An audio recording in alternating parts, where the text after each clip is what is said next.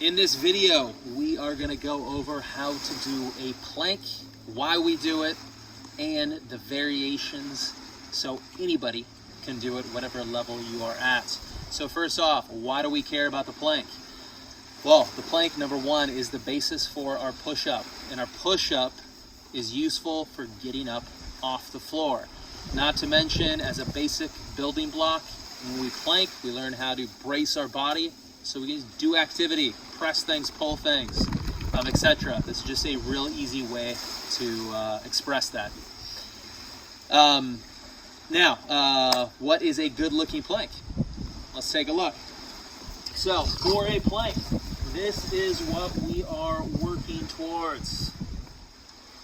Now, what's going on here? As with all my movements, we start with the core. Our core is turned on. Abs are tight. We'll look at the hips next. Butt squeezed, and we'll look at the shoulders last. Shoulders are rolled back and down and externally rotated. So adding that all together, butt squeeze, abs tight, shoulders back and down, externally rotated. This is our plank. The last piece is, can we hold this position and breathe without losing tension? As my mentor Kelly says, if you cannot breathe in position, you do not own that position. So that's a good plank. What's a bad plank? Things we're looking for. Start with the core. Relaxed core. Sagged back, or the opposite, back this way. Butt turned off. Shoulders dumped, elbows turned out, and holding your breath. So, we know the good plank looks like, we know what the bad plank looks like. What are our variations in case we can't pull that off? Well, first and foremost, the most basic one is always elevate. So, if this is too much for your shoulders or your core to maintain position, and that's what tells us, if we can't maintain position, it's too much, we can bring some elevated object in, and we can plank here. Still obey all the rules of a good plank. Make sure whatever you're pushing against is nice and sturdy. The higher the object, the easier it is. The lower the object, the harder it is. If you're starting up here, you can work your way down over time. This also works, say, if one arm isn't there or doesn't work, we can plank on one arm. All right, I think will work for almost everybody.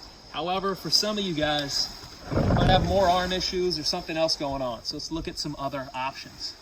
So, if we have some arm issues, this is a arm heavy exercise. My sandal off. Don't like working out with sandals on. We can do a couple things here. The first is do a forearm plank. This works for some people, that's fine. The last one is, say both arms don't work. Here is one I use with a client of mine that has post-polio syndrome. You can lean on something on your chest and essentially do the move with no arms. That is a no arm plank. Okay, so say our arms are okay. Oh, actually, one more. Say an elevated position doesn't work either, like we can't stand for some reason. A plank is essentially going from a quadruped position to this position. So any variation, meaning on your knees, totally fine to do a plank there, or in a quadruped. If this is enough stimulation, quadruped position is fine, and we can make it harder and harder by going further and further, and eventually popping up on both feet. So those are nice scales to bring in as well. Now, say you just have some issues with your legs, maybe your knees hurt, or your toes hurt, or you have one problem with one leg. We can always do a plank on one leg. That's fine. You can cross the legs over if you need a little more support. That's fine too. And you can always set your legs on something. Say for some reason you have an artificial leg, or one of my clients has a salvaged foot, can't push your foot into the ground well. We can put our legs on top of an object, on our shins. That can be so our feet are free. That can be a plank too. So all those work. Now, I think that should be a plank for everybody. Now, what's our goal for the plank? Our goal is to hold that bottom position. Now, maybe you can't and you'll never be able to because of some reason. Now, there are certain things I'll never be able to do. However, I guarantee you are not as good as you could be. And the further you move down the spectrum, the stronger you get, the more functional you're gonna be, the better you're gonna feel, the more you can do, and the better you're gonna look. So, wherever you're at, try to take it to the next level.